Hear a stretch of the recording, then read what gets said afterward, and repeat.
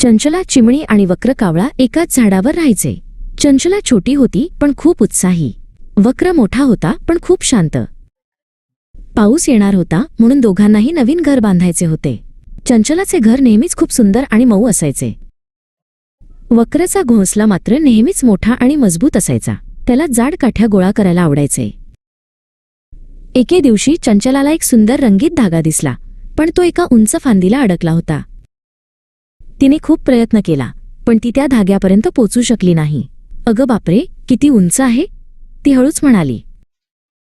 वक्रने तिला पाहिले आणि विचारले, "काय झाले चंचला, काही मदत पाहिजे का?" वक्रला उडताना मोठे फाटे घेऊन जायची सवय होती. चंचला म्हणाली, "हा लाल धागा हवा आहे, पण मी लहान आहे." वक्र हसला, "थांब, मी तुझ्यासाठी तो घेऊन येतो." वक्रने आपल्या मोठ्या चोचीने हळूच तो धागा ओढला आणि चंचलाकडे आणला. चंचला खूप आनंदी झाली.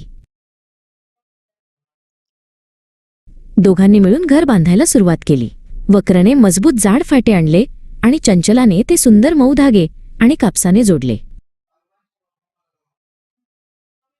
लहान आणि मोठा एकत्र आले की घर झाले एकदम पक्के आणि एकदम मऊ. दोघांनी आनंदाने एकमेकांकडे बघितले. आता पाऊस आला तरी त्यांना भीती नव्हती.